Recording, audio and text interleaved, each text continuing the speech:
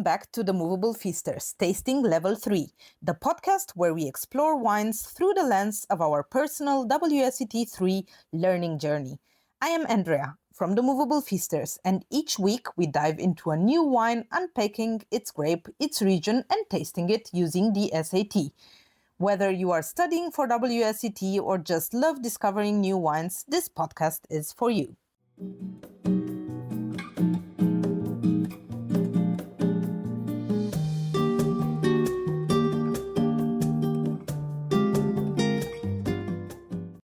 Hello, and welcome to this episode on Barolo. Actually, I had planned something else for the 6th episode, but I decided to not respect the plans since we have spent the last weekend in Piemonte.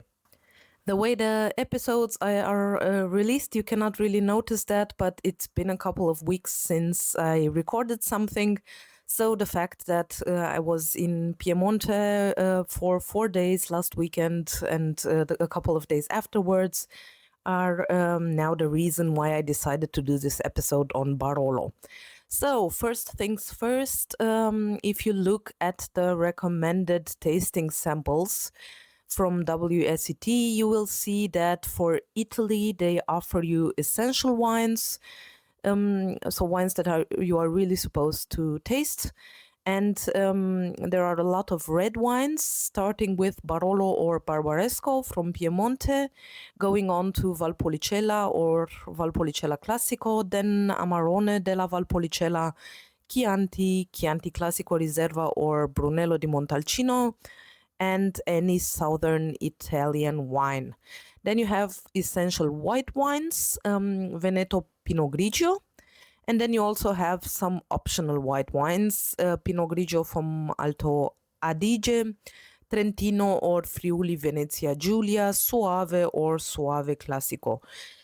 You also have Italy between the sparkling wines with an Asti or a Prosecco also as essential wines. Since we spent a couple of days in Piemonte, we of course got to try Barolo and Barbaresco, and we also got to try the other wines from Piemonte like Barbera, Dolcetto, and of course Moscato d'Asti. But today I'm going to talk about Barolo. So, as usual, we are going to start talking about the theory part, so the information that you get in the book.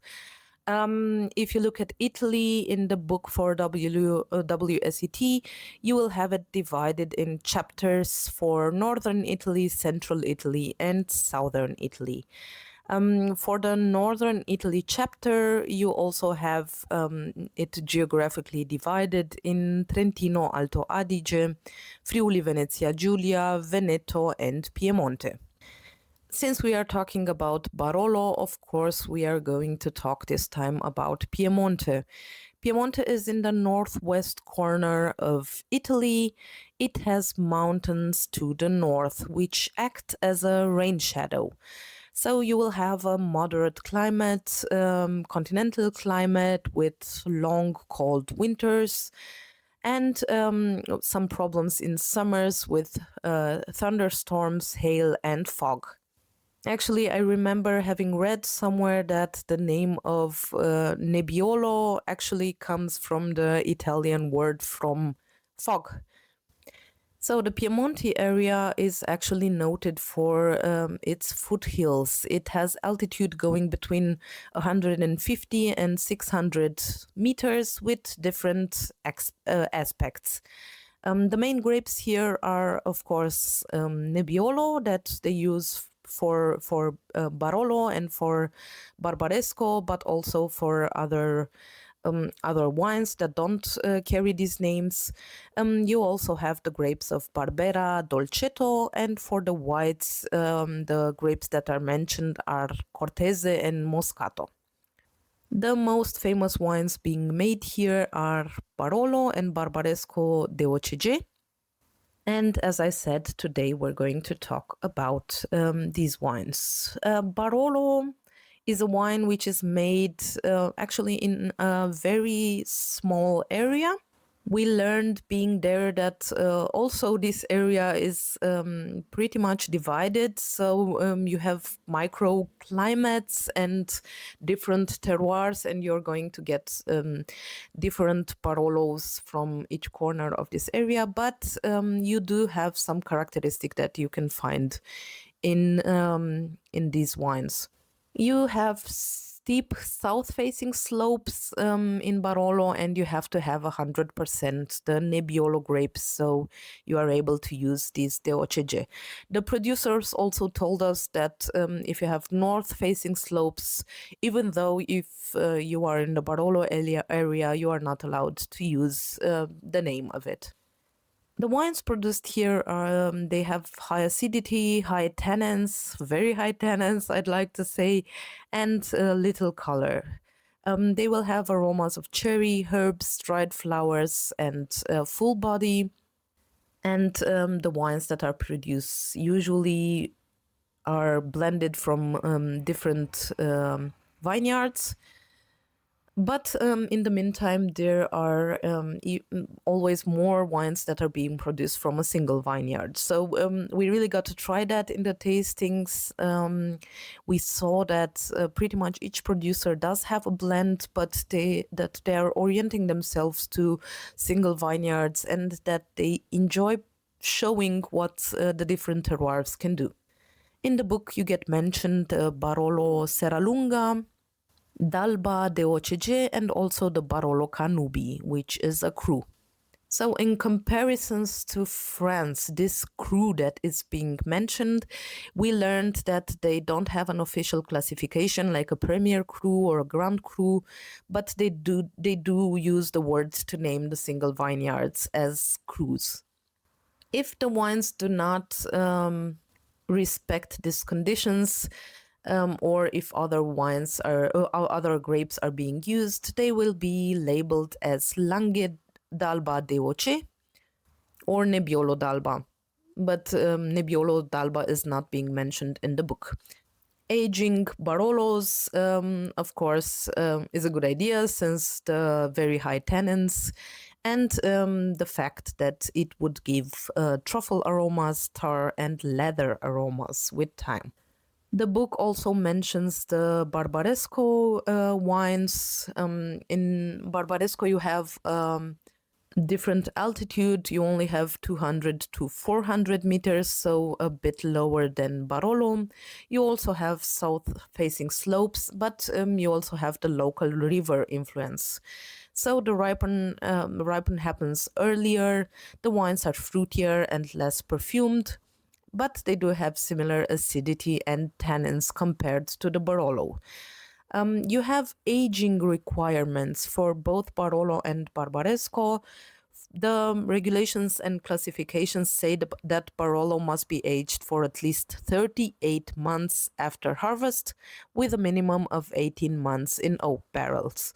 For Reserva, you have even more. This is not mentioned in the book, but if you are interested, you require 62 months of aging for a Reserva Barolo. When talking about Barbaresco, you have to have 26 months in total aging, from which 9 months are supposed to happen in an oak barrel. They do not have requirements regarding the oak barrels as other regions of the world, so you might use huge oak barrels or you might use barrique. That only depends on the type of wine the producer wants to make. The only requirement you have is that you have to use oak barrels for at least 18 months for Barolo and 9 months, as we said, for Barbaresco. So I will now go to the second part where we're going to talk about our tasting notes. Going through the SET, of course. This time I'm not going to pick one wine because we had more Barolos and we actually had one Barbaresco even if we were in the Barolo region because the producer was making that too. So I'm going to go in parallel through more wines. Of course, starting all the wines that we tasted were clear. Regarding the intensity of the nose, they went somewhere between medium and pronounced intensity of the aromas. And looking at the aromas we got on the nose, we did get some similarities to the things mentioned in the book. So, of course, we got cherries in the wine. In some of them, we did get herbs, and the flowery aromas that are mentioned are also pretty obvious. As I said, there are two regions that the producers like to talk about. So the west region of Barolo and the more eastern southern region of Barolo. And the main difference between these parts of Barolo are the soils. I'm not going to go into details about that, but the thing that we've noticed is that the Barolos produced more on the western side do tend to have more fruity, flowery aromas. So these cherry and flowers that are being mentioned in the book, it's something you would rather get from the western side, whereas the Barolos produced in the south and the eastern side do have more ripe, concentrated aromas. So we got more of cherry marmalade. And actually, on this side, the fruits are not the thing that dominate the nose, but we did get more leathery, meaty, gamey aromas in these wines. Because of the fact that I am talking about more than one wine, I can't really say if the nose was developed. Of course, some wines did have a fully developed nose, some others didn't. Then going to the palate, I can confirm everything that says in the books. Almost all wines had a high acidity. All wines had high tannins. So I think Barolo is a wine, or at least Nebbiolo is a wine that most of us would probably recognize in a blind tasting because of its light color and grabbing tannins. I think that's pretty characteristic, and that is something we have seen in each and every wine we got to taste.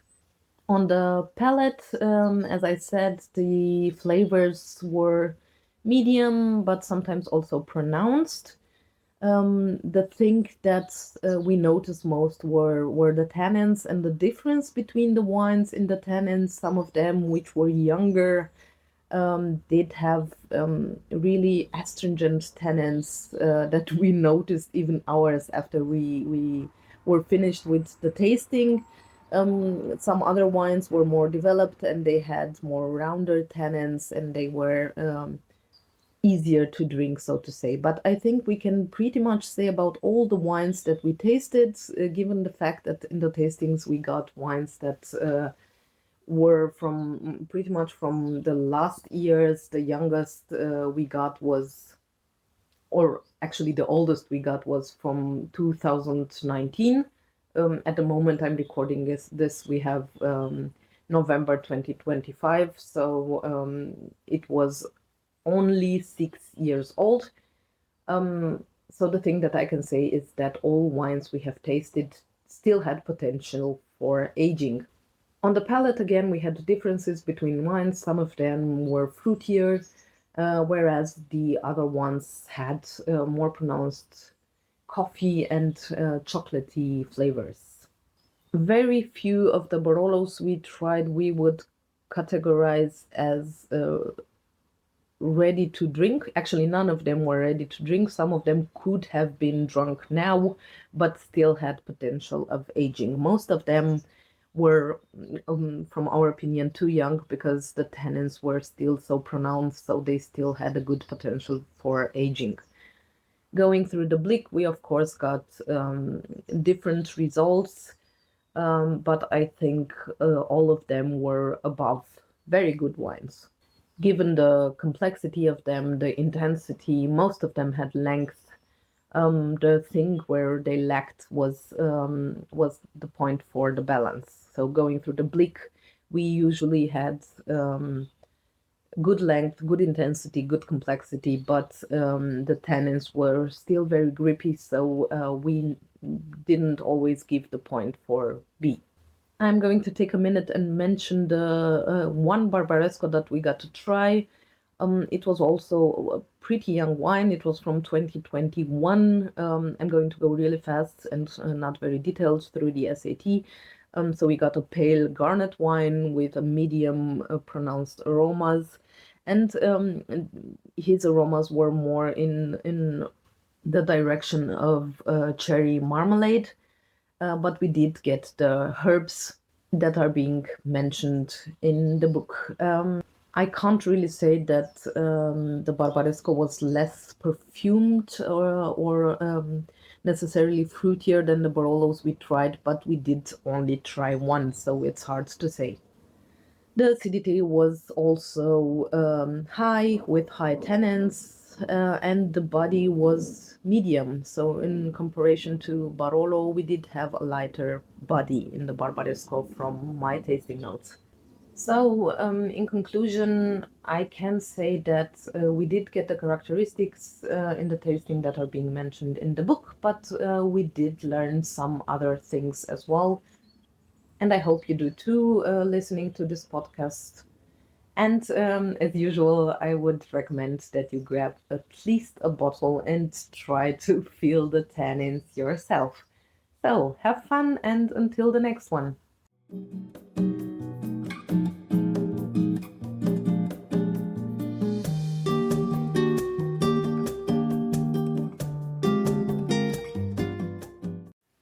That's a wrap for today's episode of Tasting Level 3. Don't forget to follow us, the Movable Feasters, on Instagram for more tasting adventures. We do a reel on each podcast episode where you can leave us a comment or your remarks on the episode. Cheers to learning one glass at a time.